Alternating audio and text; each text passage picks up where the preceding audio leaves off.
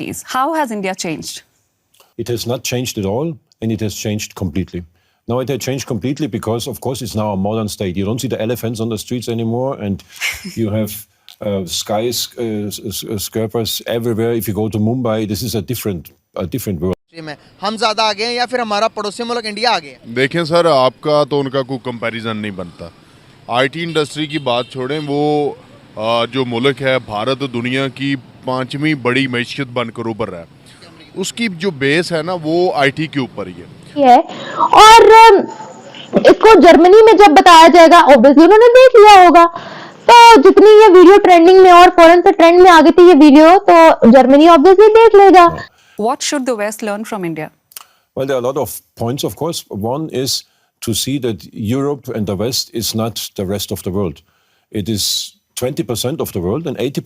हम ऑलरेडी जानते हैं कि पाकिस्तानियों के लिए, पाकिस्तान के लोगों के लिए बाहर की कंट्रीज की, फॉरेन कंट्रीज की कुछ अच्छी राय नहीं है, बिल्कुल भी अच्छी राय नहीं है। यहाँ तो दहशतगर्द बोला जाता है, यहाँ तो करप्ट बोला जाता है। हमारे अपने घर में इज्जत इसलिए नहीं है कि हमारा सारा कुछ लोन पर चल रहा है, हमारी इकानमी लोन पर चल रही है, हम गुलामी की ज़िंदगी गुजार रहे हैं, तो हम दूसरे के डिक्टेशन ले रही है। तो उनको यूरोप को सारों को पता है कि इस तरह कौम है।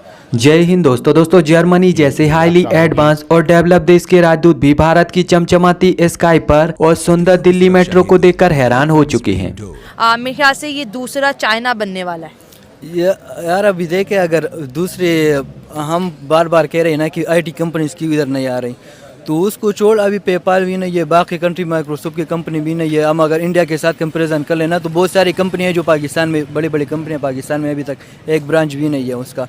तो वो तो छोड़, ये जो इधर जो कंपनीज है, जो ट्विटर अभी इधर है, तो उनको भी ये काम नहीं करने देते। तो बाकी क्या सबक सीखेंगे? वो कह रहे कि जो आपके साथ काम कर रहे हैं आप उनको काम नहीं करने देंगे, तो हम आगे आएंगे, हम इन्वेस्टमेंट करेंगे तो उसका क्या फ़ायदा? तो हम उनको क्या मैसेज दे रहे हैं? हम वैसे डिबेट कर रहे हैं ना कि बाकी बाहर की कंपनी पाकिस्तान नहीं आ रही, हमारे पड़ोस मुल्क है उधर। हाँ, कि हम क्या कर रहे हैं? हाँ, हमारे पड़ोस मुल्क के हम गिला कर रहे हैं कि उधर आ रही है, इधर नहीं आ रहे।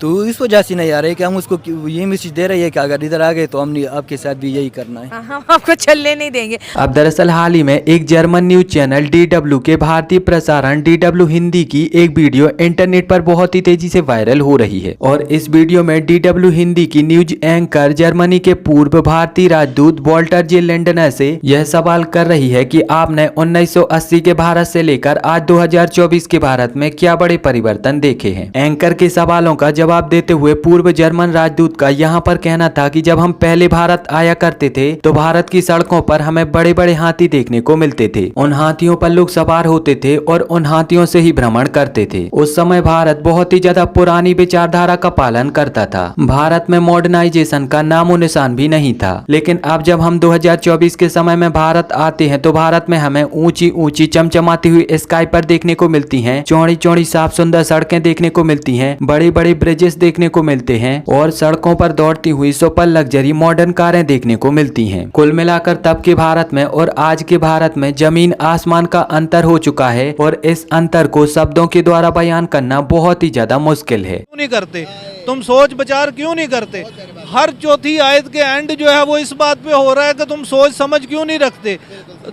और बार बार जो है वो अल्लाह मिसालें दे रहे हैं कि आसमान को क्यों नहीं देखते, ज़मीन को क्यों नहीं देखते, एक जो बीज तुम बोते हो वो एक तनावर दरख्त बन जाता है, तुम इस पे गौर क्यों नहीं करते? ओ भाई, ये सारी साइंस की तो दावत अल्लाह दे रहा है, और अगर हम उसी साइंस को ही जो है वो झुटला रहे हैं तो तौबा नौज़बिल्लाह, हम तो फिर कुरान को झुटला रहे हैं।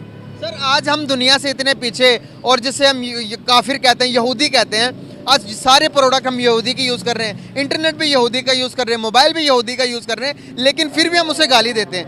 क्या ख्याल है आपको कि एडवांसमेंट की तरफ, टेक्नोलॉजी की तरफ, कल की बात है कि यूपीआई इंडिया का जो अपना जो पेमेंट जो उनका मेथड है, अमेरिका कह रहा है कि भाई हमें मुतारफ़ करवाओ, ये बड़ी दुनिया, पूरी दुनिया कह रही है कि हमें मुतारफ़ करवाओ। 5 से 10 कंट्रियों में यूपीआई पेमेंट, इंडियंस कोई भी जाता है, एयरपोर्ट के अंदर जाता है, उनको करेंसी एक्सचेंज करवाने की ज़रूरत ही नहीं है, यूपीआई लेके जाते हैं, स्कैन करते हैं, चीज़ खरीद लेते हैं। उन्होंने इतनी एडवांसमेंट हासिल कर ली। क्या इंडिया के मुकाबला मौजूद है?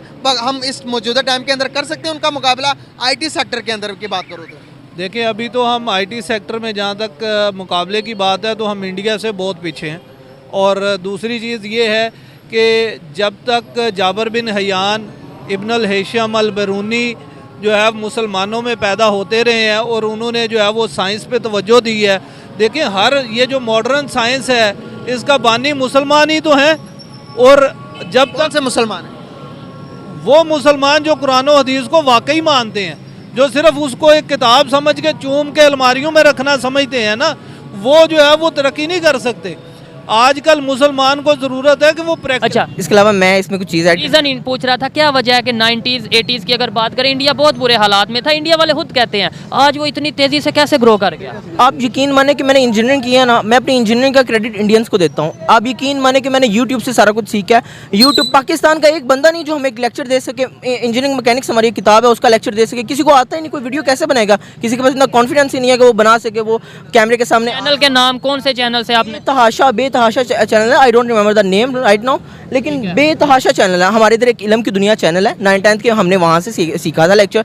अक्सर क्लास में समझ नहीं आता। हायर लेवल पे सारा इंडिया, हायर लेवल्स पे आप यकीन माने इंडियंस इतने चाहे हुए ना, मशीनिंग पे, प्रोग्रामिंग पे, जितने भी देखें इंडियंस ही इंडियंस है।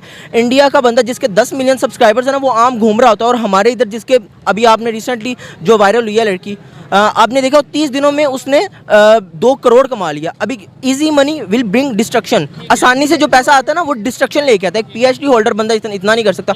हम इंजीनियर 40,000 PhD ग्रेजुएट्स हैं और वो बिल्कुल अनएम्प्लॉयड हैं। जमहूरियत का प्रोसेस किस तरह शुरू करना था? जब मजहब की बेस पे आपने इलेक्शन लड़ना हो, कि फतवों की बेस पे इलेक्शन लड़ना हो, तो लेकिन और क्रिटिसिज्म सुनने की सलाहियत ही ना हो किसी के पास भी। आप इस वक्त पाकिस्तान में PTI के खिलाफ बात करें, वो ट्रोलिंग शुरू कर देते हैं आपके खिलाफ, वो आपकी माँ बहन एक कर देते हैं। और दूसरी साइड पे आप देख लें, उधर आप मोदी साहब के खिलाफ बात करें, वो कहते हैं यू आर नॉट इंडियन।